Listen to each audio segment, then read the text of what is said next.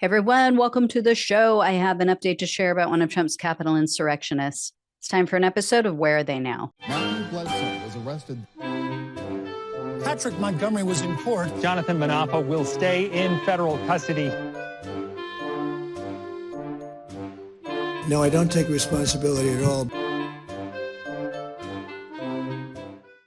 So 24-year-old Chance Uptmore and his father, James Uptmore, whose age I couldn't locate, are Texas residents. They were seen together at the Capitol.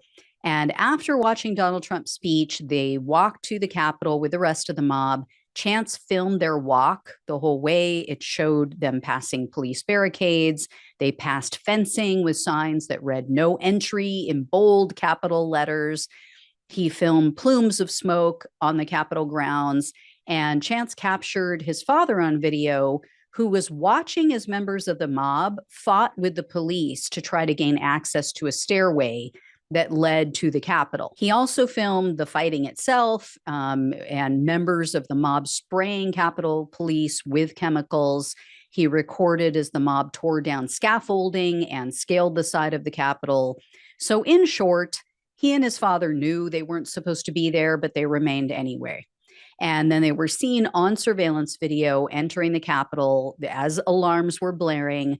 Chance continued to film as they entered, and then he filmed a confrontation between officers and the mob. And as the police were trying to prevent entry to the Senate wing of the Capitol, and the mob was chanting, quote, "You serve us," and quote, "Fuck Nancy Pelosi."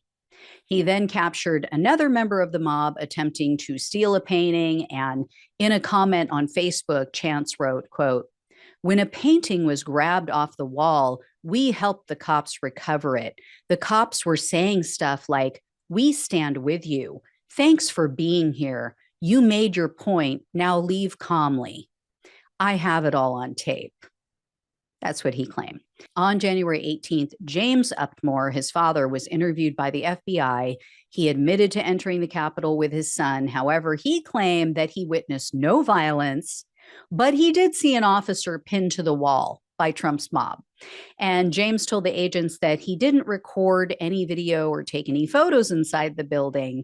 But this was also a provable lie because he was seen in his son's videos and on surveillance video recording with his phone.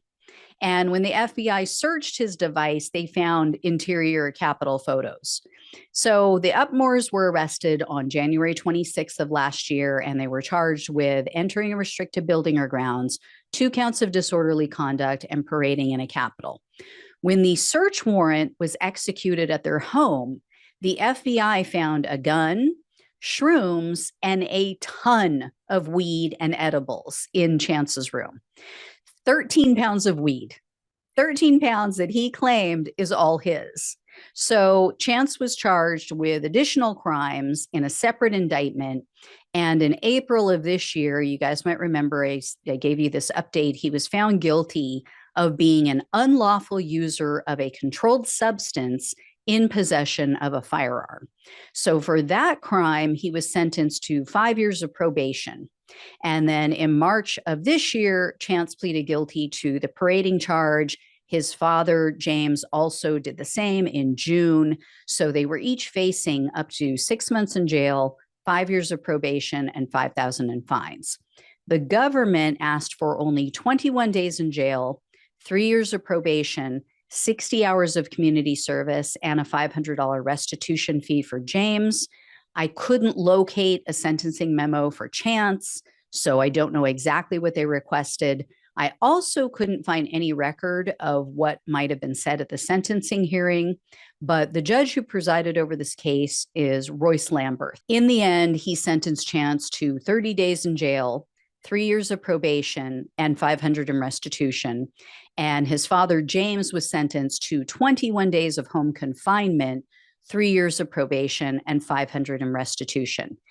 Nowhere near enough, especially if you consider that Chance got a slap on the wrist for that other crime.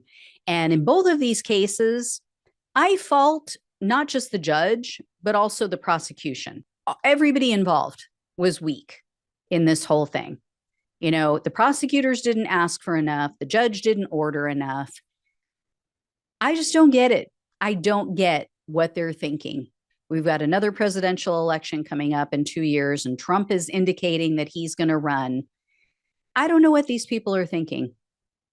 They're asking for trouble. Anyway, guys, thanks so much for watching and listening. Take care, and I'll talk with you soon.